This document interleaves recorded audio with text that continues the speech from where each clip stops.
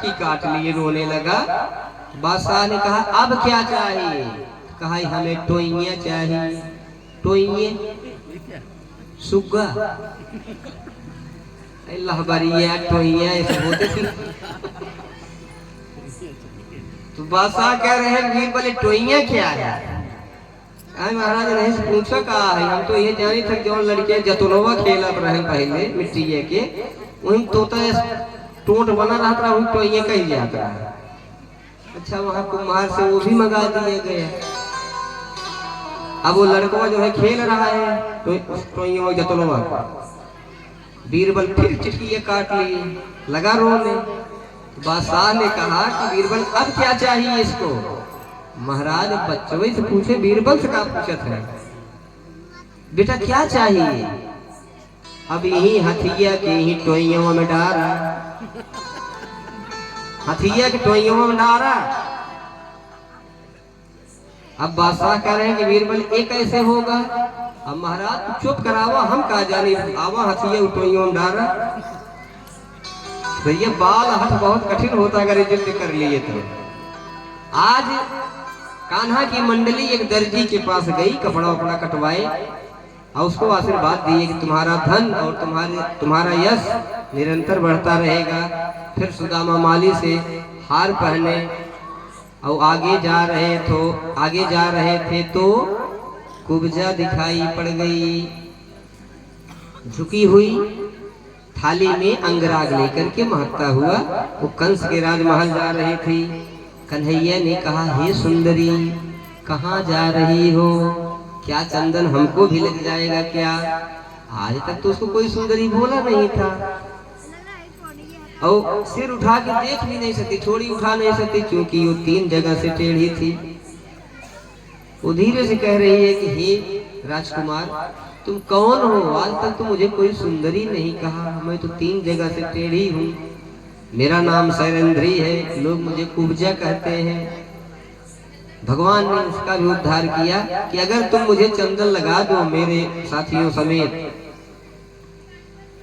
तो मैं तुम्हारी सुंदरता वापस ला दूं। कान्हा के जो है पैर से अंगूठे से अंगूठवा दबाए, एक हाथ थोड़ी पर लगाए, धीरे से उचका दिए, कुब्जा सीधी हो गई, रूपवती हो गई। बोलिए वृंदावन बिहारी लाल की जय। भगवान उस धनुष मकशाला में गए जहां धनुष रखा गया था शिव जी का। सैनिकों के रोकने के बावजूद गए धनुष खंड कर दिए और उसी धनुष के खंड से बलराम और कन्हैया मिल के जितने सैनिक थे हाहाकार मचा दिए, भागम भागते चले गए कंस के पास। रे प्रभु वो जो गोप कुमार आया है धनुष भंग कर दिया, धनुष को तोड़ दिया। कंस एक बार तो भयभीत हुआ क्योंकि वह धनुष जो तोड़ेगा वही कंस को मारेगा। अब वो लगा दिया जो मेले का ग्राउंड है जहां पे मल्ल युद्ध की तैयारी है, वहां चारूर मुष्टिक सल तोसल जितने धुरंधर मल्ल युद्ध करने वाले थे पहलवान सबको लगा दिया। और गेट पर नंद सहित जितने भी जैसे चक्रव्यूह में अभिमन्यु को घुसा दिया गया था, बाकी सबको रोक दिया गया, वैसे ही नंद आदि सब भीतर हो गए। केवल यही बाल मंडली बाहर रह गई थी। गेट पर कुबलिया भी पीड़ हाथी को लगा दिया और महावत को समझा दिया कि यह दरवाजा क्रॉस होना नहीं चाहिए। बालकों सभी बालकों समेत यही गोविंदाय नमो नमः करवा दो हाथी से। अब जैसे ही कान्हा हे महावत भैया हमको मार्ग दो, हमें मेला देखने जाना है।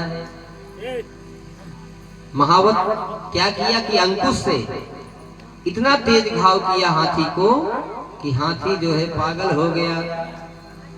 अब लगा मारने पीटने, कन्हैया को सूंड में लपेट के घुमाने लगा। कान्हा सूंड में हो गए, लेकिन युद्ध हुआ, भयंकर युद्ध हुआ।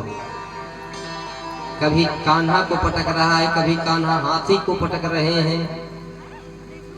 एक बार तो पैर के नीचे जाते जाते बचे, लेकिन तुरंत फुर्ती से झटके से बाहर हो गए।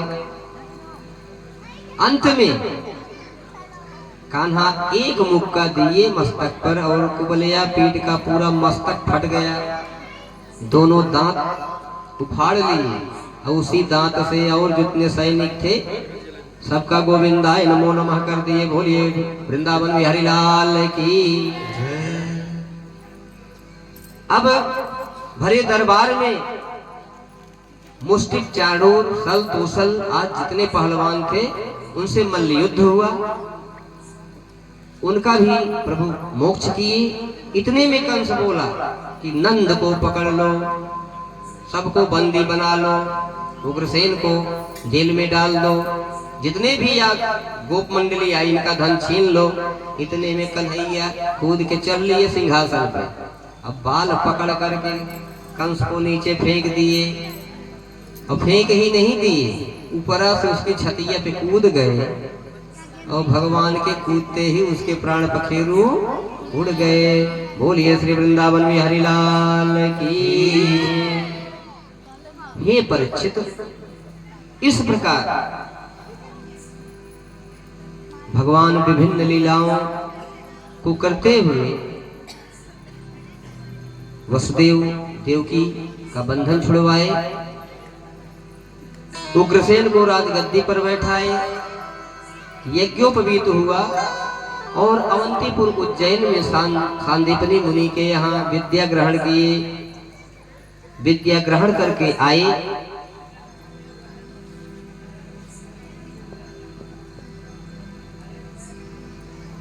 जरासंध जो कि जिसकी पुत्रियां कंस की पत्नियां थी, अस्ति और प्राप्ति, वह 23,000 अक्षौणी सेना लेकर के कन्हैया पर आक्रमण करता है। 17 बार आक्रमण किया और 17 बार पराजित हुआ। 18वीं बार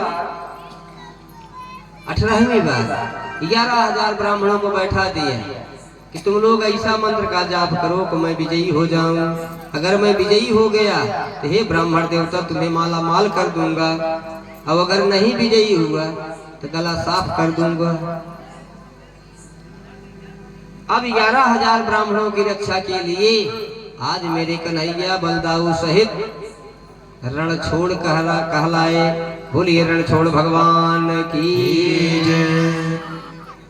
नारद कालयवन नामक असुर को भेजे, जो 1 करोड़ मलिक्ष सेना लेकर के मथुरा को घेर लिया। उसी समय भगवान द्वारिकापुरी का निर्माण करवाए कि इधर मैं कालयवन से युद्ध करता रहूंगा और उधर जरासंध जो है चढ़ाई कर देगा। द्वारिकापुरी का विश्वकर्मा से निर्माण करवाए सिंधु में, और सभी जो है अपने कुटुंबी जन को द्वारिका में भेज दिए। कालयवन आगे आगे कन्हैया भागे, पीछे पीछे कालयवन दौड़ा लिया। दौड़ते दौड़ते दौड़ते, पकड़ तो तब तो मुझसे युद्ध करेगा, पकड़ तो तब तो युद्ध करेगा। दौड़ते दौड़ते एक ऐसी गुफा में ले गए जहां एक पुरुष सो रहा था। अब भगवान तो एक गुफा में किनारे छिप गए, और जो पुरुष सो रहा था चदरवा ओढ़ के, कालयवन पहुंचा, लतवल तो पैरवा मार रहा है। जब 2-3 पैर मारा, उस महापुरुष की नींद खुल गई। हे परीक्षित, जैसे ही वह नींद से उठा, पहली दृष्टि कालयवन के ऊपर पड़ी। कालयवन गोविंदाय नमो नमः हो गया, वो जल के भस्मीभूत हो गया। परीक्षित ने पूछा, प्रभु महापुरुष कौन थे? तो सुखदेव जी ने कहा कि हे राजन, वो मानधाता के पुत्र मुचकुंद थे, जो कि इंद्र की सेवा में युद्ध में गए थे लड़ने के लिए, और लड़ते लड़ते इतना समय व्यतीत हो गया कि इनका सब परिवार यहाँ पृथ्वी लोक से सपरिवार खत्म हो चुका था। कलयुग आ गया था। इन्होंने इंद्र से निद्रा मांगी कि हमको कोई जगाए ना। इंद्र ने वरदान दिया था जो भी तुम्हारी नींद में व्याधा देगा वो पहली दृष्टि पड़ते ही भस्म हो जाएगा। अब मुचकुंद जब बाहर निकले तो त्रेता के थे, द्वापर या बीतने वाला था, कलयुग आने वाला था। वो चले गए बद्रिकाश्रम आश्रम, वहां तपस्या करने लगे। उसके बाद बलराम जी का विवाह रैवत की पुत्री रेवती से।